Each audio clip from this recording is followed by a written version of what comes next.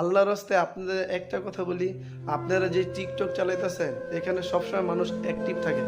এখান থেকে মানুষকে কালেমার দাওয়াত দেন, দিনের দাওয়াত দেন। আর লক্ষ্মী ভাই, আপনাদের আইডি থেকে শুধু কালেমার দাওয়াত দেন, আল্লাহ খায় আল্লাহ বলে, কি লাভ লাইক কমেন্ট শেয়ারের দ্বারা?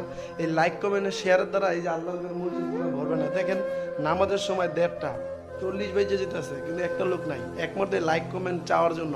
আপনারা যদি লাইক কমেন্ট বাদ দিয়া আর আল্লাহকে রাজি খুশি করার জন্য ইসলামের দাওয়াত দিবেন, কিসের বিনিময় খুঁজেন? যদি বিনিময় খুঁজেন তো বিনিময় দুনিয়া পেয়ে যাবেন। তা আল্লাহর কাঠ করে খারাপ দেবে, আল্লাহর কাছে কোন মুখ নিয়ে খারাপেন ভাই?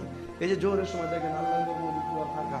কারণ কি জানেন, আপনারা অনলাইনে দাওয়াত দেন, অনলাইনে টুপি করেন, অনলাইনে ভালো কাজ করেন, কিন্তু আল্লাহর মসজিদের আয়সা নামাজ পড়ার সময় আপনাদের হয় না। আপনারা এতই ব্যস্ততা, নামাজের সময় একটা মুসলিও পাই না। দেখেন